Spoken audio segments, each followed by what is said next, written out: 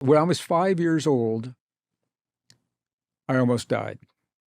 I'm looking at an electrical cable up here. I took an electrical cable in our house, and I'm not sure what I was thinking consciously, but I stripped all the insulation off and I walked over to a wall plug and I put one side in one and the other side in the other and held on for dear life. And it burned my hands, burned my face, burned all the hair off my face.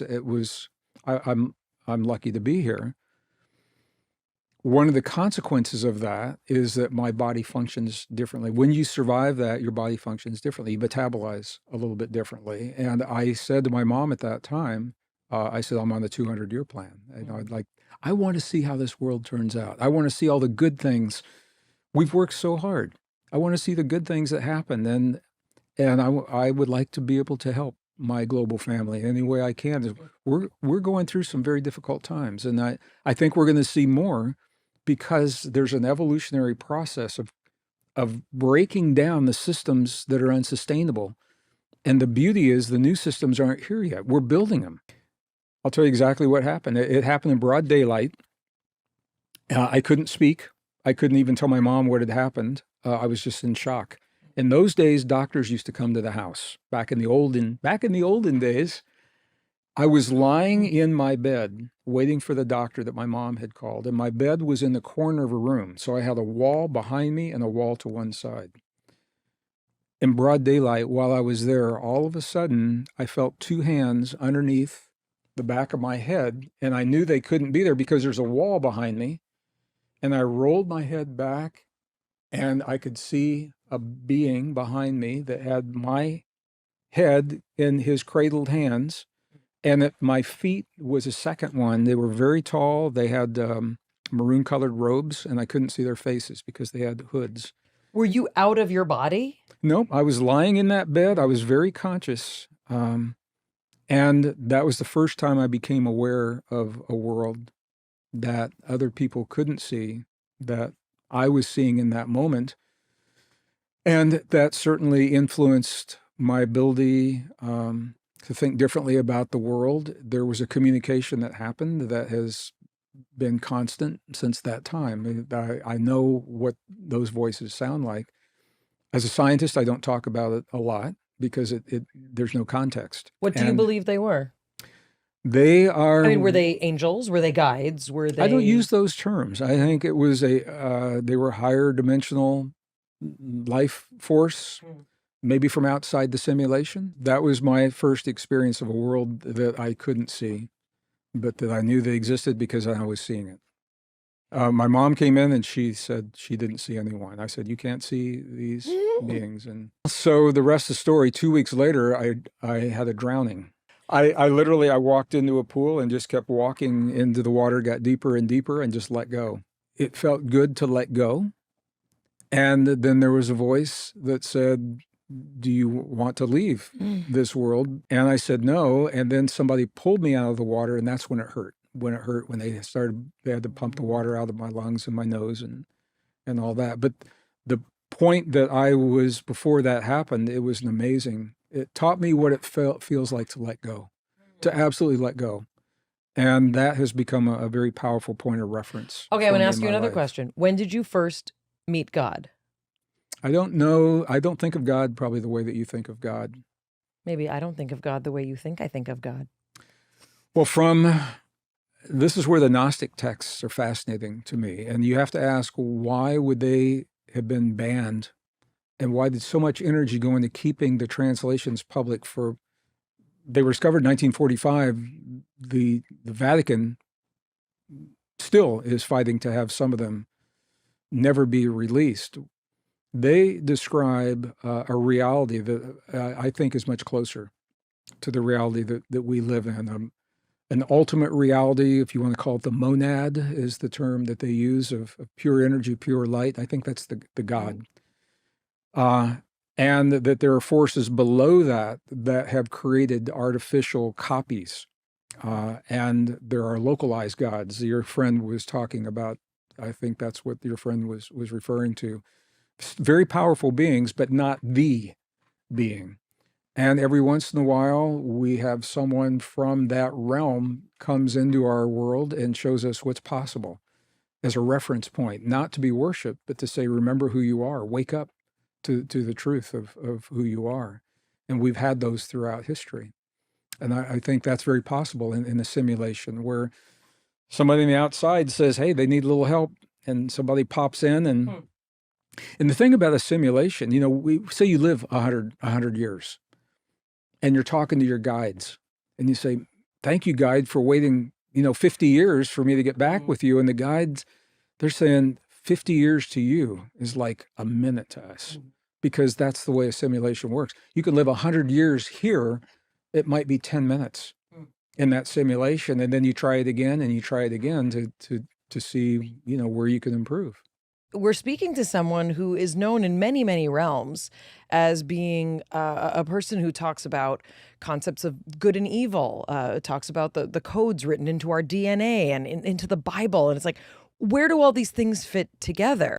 I think a good place for us to start, and I want to get to specifics of the book, but I think it would be helpful for people to hear, what's your mission? Like, what is your perspective that you sort of enter all of the work that you do from? My mission and my perspective is to love this world, and the people of this world into the peace that I know is possible. I have, it's more than just an interest. I think probably because of my heritage. I'm Cherokee blood and Hebrew blood. Both traditions have known a lot of war and a lot of suffering. I think a lot of my viewers know that I was working in the corporations in the defense industry during the Cold War years. And it was a really frightening time in the history of our world when the superpowers came like this close to doing the unthinkable. And there's no space there because they actually pushed the button twice to release nuclear weapons on civilian populations, and twice the tech failed for mysterious reasons. It's a whole conversation around that. But I always felt if we know where to look into the past, and if we know how to look at what those who have come before us have left for us, that we would find a way to perhaps end the hurt, end the suffering, end the atrocities in our lifetime that we all have seen in the 20th, and now it's repeating again in the 21st century. And my passion has been to view our past not simply as an ancient and obsolete way of thinking of things, which is what I was taught as a scientist. I was taught, that's back then, we're modern people now. And what I tend to see is a continuity. Is the stuff old? Yes. Are the texts and the traditions old? Yes. Are they obsolete? Absolutely not. And if we can begin to view that continuity, we give ourselves a framework to build the kind of peace. And honestly, I think the only way it's going to happen is we've got to think differently about ourselves. And the better we know ourselves, I think, the better choices we make, and less we fear one another, and less we fear change in the world. So yes, it's about the world, and really it all comes down to us. I think we should just dive right in. By the year 2030, we will either have awakened to the truth of our untapped human potential, or we will be locked into a society of hybrid humans that has engineered away our powers of creativity, emotion, empathy, and intuition. This is just in the introduction. I just want everybody to know. This is, kind of the framework that you're setting. Tell us what you understand based on the current trends of thinking. Mm-hmm. What are we headed towards? There's a theme in the book that a lot of people are uncomfortable with. And the word is divinity. Because for many people, they link divinity with religion. And, I can see where that would happen. There are schools of divinity that do just that, and they're good schools. The contemporary definition of divinity, and this is fascinating to me, it simply says divinity is our ability to transcend perceived limitations. So transcend means become more than. Perceived, most of us are living limits in our lives. They're not even real. We are indoctrinated to accept those limits through academia, through our family, our friends, our community, our heritage, our religion, obsolete science, all kinds of places. But they're not even real. So divinity, in its truest sense, is our ability to be the best version of ourselves. And That's where this book is so fascinating to me, because there is a concerted effort to keep us from doing that, to veil our divinity. Let me just give a couple of examples of, when we think of divinity, many people think it's a peripheral experience, and it's actually foundational.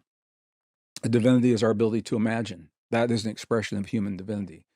Creativity, innovation, empathy, sympathy, compassion, the ability to love. I was going to say love. Without fear. Many of us love, and we've been hurt in our love. And so when we do love, what we do is we love just enough, and we always hold something back because we're afraid of being vulnerable and having that hurt again. Forgiveness. Many people forgive, and then they look around and see who saw them do the forgiving, because they want something to come back. Divinity is loving without fear. Forgiveness without unconditional forgiveness. The ability to heal our own bodies. That is an expression of divinity. So what we find is divinity is actually foundational in our lives. It's not this peripheral thing. It's us being the best version of ourselves. The move to replace us with technology veils our ability to be the best version of ourselves. It actually veils our divinity. And we can talk about the science that shows us how that works.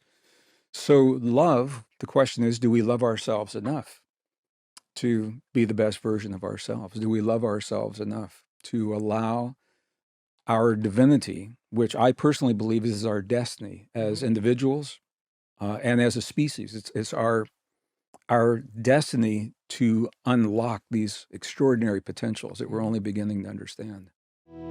Your prediction is pretty specific, that within a relatively short period of time, there's kind of a tipping point that we're at. Talk about that tipping point. So, well, the best minds of our time now are telling us that unless we change the trajectory of where we are right now, the thinking and the actions, that shortly after the year 2030, when we speak to someone on the street or in the grocery store, we will be speaking to some form of a human hybrid species to some degree, maybe less for some and more to others. But what they're saying to us is, unless something changes, very probably we are the last generation of what will be called pure humans. I don't want people to think that you're going off into like a science fiction conversation. You're talking about things that are, but the things that are actually happening, right? Meaning, Right. you're not saying that in 5 years everyone's going to be like a robot. No, You're right. no. You're talking about some of the subtle things that we see now as subtle intrusions into our humanness. There are many ways to approach this conversation. I was in a conference recently. I was on a panel, and I had a very well-known scientist. He said to me, "Well, Greg, isn't this the next step in human evolution? Aren't we meant to merge our biology with technology, to merge our carbon with silica?"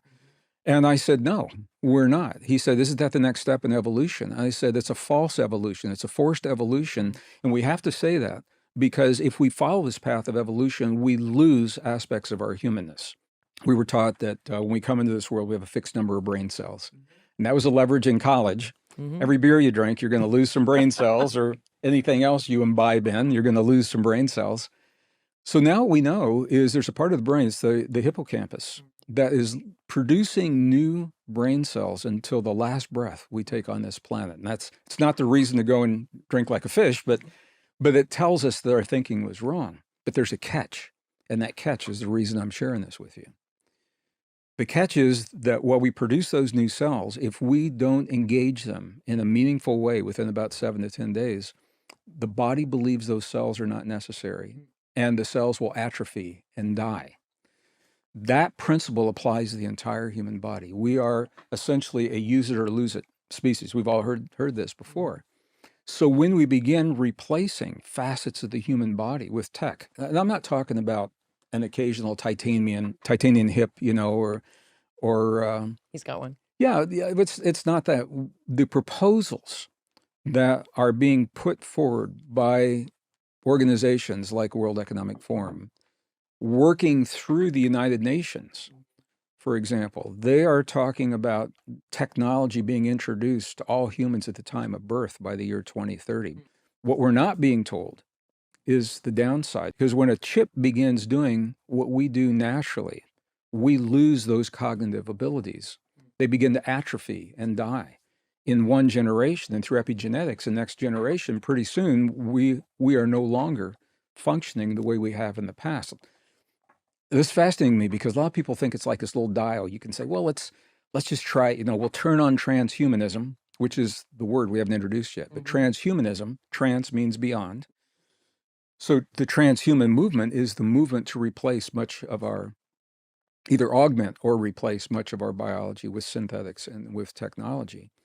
And that movement is what we're talking about here. They're pushing very quickly to introduce so much of this by the year 2030, this magic year 2030, for a lot of reasons, in mass. Where are these ideas, where are they coming from? There's an organization that's been around since 1971, World Economic Forum. We've all heard of the Davos meetings, and that's the WEF, and they meet usually once, sometimes twice a year, which they have every right to do, and talk about their view of what the world should be, and they have every right to do that. What has happened is that they have found that they had very little traction in getting their ideas across because, in my opinion, they're just bad ideas. And we're talking about some of those. So let's put that into a box. There's another box, United Nations.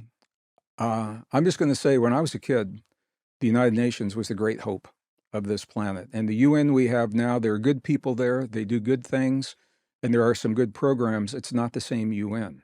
It's been hijacked in many respects. And one of the places where it's been hijacked, most of us have heard about something called the UN Sustainable Development Goals for the year 2030. This year comes up a lot, UN SDG 2030. 17 beautiful goals. You look at them on the website, who wouldn't want them? The end of poverty, who doesn't want that? Food security, who doesn't want that? The end of disease for children, who doesn't want that?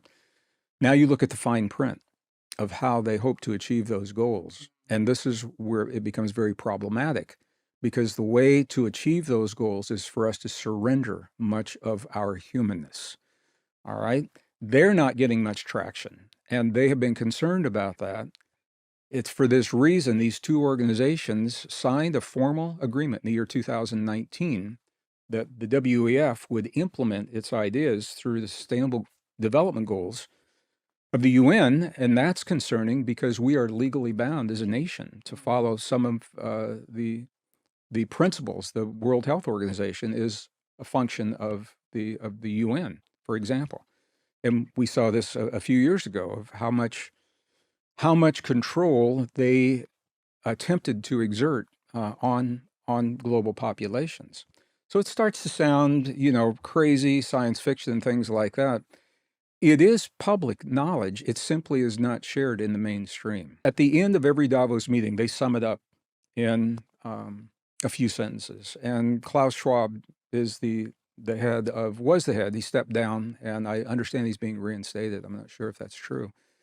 But in a single sentence, he summed up the goal of where they hope to move in these next 4.5 years. In a single sentence, and I'll give you the video clip, and you can share that if you'd like. In the single sentence, he says, the way to achieve these goals is to merge our natural world with our digital world. And then there's a long pause because he knows the implications of what he's about to say. And he says, with our biological identities. So in other words, to merge all the resources of the world, which have pretty much been done. All the animals and the fish and the trees, they are all tokenized. We know that. The digital world is already the digital world. What has yet to happen is we are not part of this digital equation yet that they hope to have done by the year 2030 with massive artificial intelligence regulating the way we live our lives, they say, for the betterment of the planet, regulating where we travel, what we eat. America's not wired for that. We're not set up for that. We don't think that way. Some countries do, and there are European countries that are all in on this tech right now. The technology is never right, wrong, good, or bad. It simply is tech. It's the thinking underlying the tech and how it's applied in our lives. And we've certainly seen that. I mean, the splitting of the atom could have been used for a whole lot of things. It was perfected during wartime. So of course it was applied to a wartime application as the atom bomb. The tech any of this tech is simply a technology. And yes, we can benefit from all of it outside of our bodies. The science is showing us that all of this technology that we built in the world around us, the principles of that technology, we mirror in our own biology. And that's a mind blower for most people, because we are taught from a very early age that we are a flawed form of life, that we are a flawed carbon-based form of life by virtue of our existence, and that we need something outside of ourselves to be the best version of ourselves. That makes us victims. And if you're a victim, you need a savior, and the savior is being touted as technology. Now, what we know, that's the setup right there. Young people, when they come to our live events, they worship AI, they worship the computer chips. Nobody's ever told them, first of all, how rare and precious human biology really is. And we can talk about that, and why I believe that is true, and why I believe we're worth preserving as a species. But nobody's ever taught them that we not only meet, but we exceed the capacity of many of those technologies. For example, I just did this with some young people. Let's look at a silicon chip and a human neuron. All right, silicon chip, are they fast? Yes. Are they efficient? Yes. Are they scalable? You can only scale a computer chip as far as the physics of the stuff it's made of allow you to scale. So the atoms that define the silicon will only allow information to move so quickly, so the scalability is finite. Now, look at a human neuron. What is our potential? The answer is we don't know. Because every time, this is the beauty, every time we push our human biology, every time we push a brain and a neuron to the very edge of what we believe is its limits, we do what humans do. We morph and we adapt to open a new vista of potential. Salk Institute did some amazing studies where they compared an entire human brain to a microprocessor. When I first saw this, I said, how can you make that comparison? And what they did was they equated the synapse between the neurons to the transistors on the chip. And interestingly, there's about the same number on our high-end chips, the same number of transistors as there are synapses in the average human brain. And what they found is that the human brain is about 100-fold more efficient than those computer chips. And you show that to these young kids. This is the reason I'm saying it. And they said, well, how come we don't know that? You know, nobody tells us that. We're only beginning. We're at the very tip of this precipice. We're only beginning to understand the full potential of our humanness, and we're about to give it away to technology in one generation before we ever even know completely what it means to be human. And the way it's happening are the things that we're talking about now. These organizations believe that through marketing, and it is really good marketing, Northern Europe, for example, Sweden is leading the world with RFID chips in the skin. So here's the commercial. You go on YouTube, you can see the commercial. Here's a guy walking down the street, blue skies, birds are singing, music's playing. He says, I've never felt freer in my life. He goes to work, opens his security door with his fingertip because he's got a chip there. Goes to his computer, turns it on with a chip, a different chip, goes to the ATM. He's got 15 chips in his body, 15 chips. And he says he's never been freer in his life.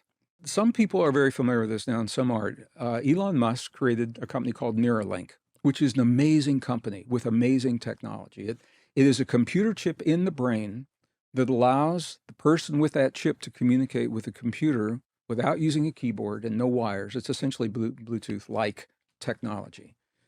And you say that to a young kid, and they'll say, sweet, you mean I can play Grand Theft Auto 3 and never use a keyboard?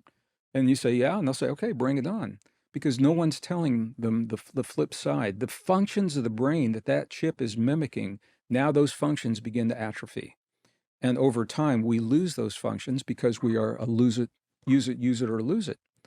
So, but the other side of this, and this is what you mentioned, a young man or woman who gives their life in service to their country on a battlefield, a dirty, dusty, sandy, windblown battlefield on the other side of the planet, that comes home missing one or two arms or one or two legs, if that chip in the brain can speak to a prosthetic and allow them to hold their babies in their arms and feed themselves and brush their own teeth, man, what a beautiful thing. What a beautiful thing. I'm all about that. It's not the one-off applications. It is the desire to bring our populations under a form of control by having technology that can be managed by artificial intelligence. One of the reasons I wrote this book, people ask, what do you hope the reader walks away from this book with? And at the very least, I would hope they would have a deeper appreciation for their humanness and what it means to be human, and maybe even a step further, a sense of pride. There was a lot that I hadn't considered with enough weight. And, you have this, it's Human Truth 47. Oh, Truth 47. So 47 says, to live our divinity is to heal the deceptive belief that we are flawed, frail, and powerless beings who need something outside of ourselves to succeed in the world and thrive in life. The reason I liked Human Truth 47 is because this resonates pretty deeply with a lot of the work that we do, a lot of the specialists we talk to, a lot of the mystics, a lot of the philosophers, and a lot of the theoretical physicists. And most of these people have something in common, and that is a connection with something greater than themselves, right? And as you said, that doesn't have to be religious. It doesn't have to be patriarchal. It doesn't have to be any of those things. But, as we talk about, religion is the human attempt to encapsulate and formulate something divine, which, yes, can be used as an opiate for the masses. It can be used for war. It can be used for hatred. It can be used for evil. But at its source, this notion, which I really, as a scientist who is a believer, I loved that connection that you make. And I think that's something that really does kind of, it speaks to addiction, right? Oh, yeah. We keep seeking outside of ourselves that to fill that, the God-shaped hole is what 12-step programs will call it, right? We keep seeking outside of ourselves, and guess what? Self-love, right? Loving kindness, what Sharon Salzberg and Joseph Goldstein brought over. There's a whole world waiting and that's why I first asked you about love, because love is this sort of higher vibrational frequency, right? That we have the biological ability to resonate at. And the other connection I made, which I did not realize you were going to make, has to do with coherence. And this is not an advertisement for heart math, but I started using heart math. And I learned that the feeling that you get when you not force yourself, but when you encourage yourself to experience loving kindness, compassion, patience, and my coherence starts to rise. My body wants to feel a sense of coherence. So it's like everything got linked in when you think of, we keep looking outside of ourselves, whether it's tech, whether it's drugs, whether it's religion, right? Whatever guru you want to follow. It all really does come back to this notion of what was I born as a human with consciousness sitting at this table right now? What was I born naturally able to tap into? Once I understood that and I want to talk about some of the experiments, then the question was, how come I don't know this? There was an experiment that was done in 2022, and this is kind of a mind blower. And for people that weren't alive in 1972, this may not mean a lot, but there was one of the first computer games ever created was a game called Pong. I had Pong. Pong was such a simple game. You would think the Messiah landed in my living room. It was. Well, I was working. I was in the university at the time, working in the remote sensing lab at Colorado State University, and we had computers that were tied to. We had a monitor tied to a mainframe. We didn't have desktop computers then. And this thing came out, and it was just a very rudimentary. It's like a badminton game, a tennis game. 2022, scientists took some human neurons and they put them into a petri dish, not attached to a human. All right. And they had a special chip that had little ports where they could put the dendrites from the neurons into the chip. So now you've got a interface, chip, a neuron interface, and they put it into a computer loaded with Pong. All right. Here's what happened. They fired up Pong. Those neurons began playing Pong, and the longer they played, the better they got. They learned from their mistakes. And so now here's the scientists. They're up against a little bit of a quandary here. Where do the instructions for Pong live? And so now they're looking, are they in the neurons? Just like, I remember when I was a kid, Einstein had died just before I was born. And I got to see part of his brain. They thin sectioned it in the University of Kansas to see what made his brain different from everybody else. And the answer is it looked pretty much like everybody else's, except with one exception. He had a lot more folds for more surface area. So scientists they're looking in his brain. Where's E equals MC squared? I think it was all the chicken soup his mother was making him. maybe, I don't know. So they were doing the same thing with these neurons. How the neurons know how to play Pong. This is where science will either have to allow their discoveries to lead to the story they tell, or what they're doing now is they're trying to force those discoveries to fit into pre-existing ideas that now are obsolete. What the science, traditional science, is trying to say is that we're it. They're saying that consciousness is in the cells, consciousness is in the brain. What this experiment showed was that those neurons are literally biological antennae. They're tuned to something that is not inside the neuron. They're tuned to a place in the field, and we now know July 4th, 2012, this superconducting supercollider in CERN announced that there is a field underlying all existence called the Higgs field. Peter Higgs predicted, he got to see his prediction come true. There is a field, and it's no longer a question. The question is, what is our relationship to that field? What does it mean? The Journal of Complementary and Alternative Medicine, and I love this quote. I didn't know we'd do this, but I'm going to do it from memory. It said, there's compelling evidence to suggest that the human heart is coupled to a field of energy that is not limited by the laws of physics. That means there's a part of us that is designed to transcend the limits of time and space. That's deep intuition. That's how a mother in Australia, I'll talk about this in the book, she knows when her son in Afghanistan is in trouble before his commanding officer does, because she intuitively picked this up. There has to be a communication. Now, we talk about it anecdotally, but what is that information flowing through? It's flowing through that field. Right. I mean, we had Thomas Campbell on, and he's a physicist who explained the whole thing very plainly. Yeah, it's very clear to him. Oh, it's a field, and there's a field of consciousness. And we said, what about the Akashic records? He's like, sure, call it that. Well, there's that was easy. Call it the field, the Planck field, the 0 point field, the matrix, the divine matrix. The point is that it's only through this biological mechanism that we attune to a part of ourselves that doesn't live in this physical body.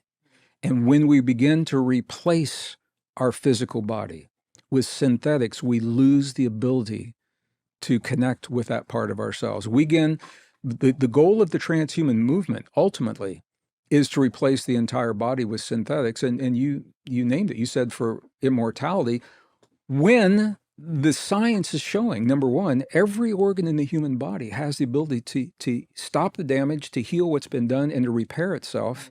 Even the organs we were told could not, brain tissue, spinal cord tissue, heart tissue, there's a catch. They have to be given the right environment. I think we all sense we're barreling down the road towards some kind of convergence point. I think everyone feels it. It's like a rubber band has been stretched so far, something's got to give. I mean, I believe we're worth preserving. I'm advocating strongly for our humanness.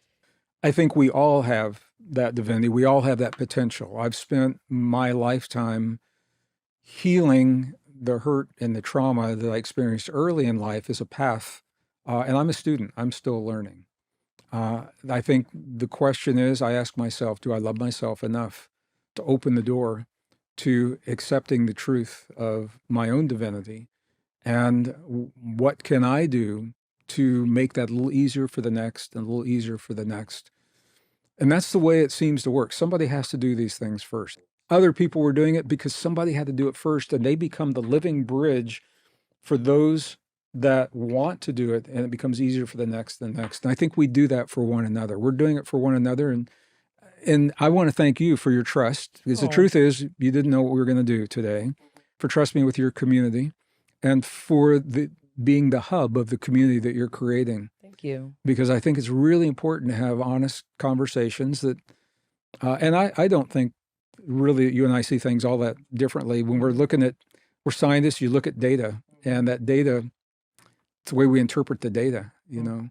But there are a lot of stories out there that want us to see the data in a certain way. And I think the hardest thing for me has been to cross the traditional boundaries that have separated the sciences and in the way I was taught in the past, to weave that knowledge into a wisdom that makes more sense and allows us to apply it in the lives of our friends and in the world that we have today. So thank you for that, and thank you for the conversation. The book is Pure Human, The Hidden Truth of Our Divinity, Power, and Destiny. What does your hair do on the weekends? You know, they told do me— you put a baseball cap on? They told me when I was in my 40s, if I could keep it through 40s, it'd be okay. And then they said the same thing in 50s, and they said the same thing in 60s, and now they said the same thing in 70s. But does it do this all weekend? In 70s. I'm just happy it's there. Thank you so much, Gregg Braden. Really, pleasure to talk to you. Thank you. It's been a pleasure.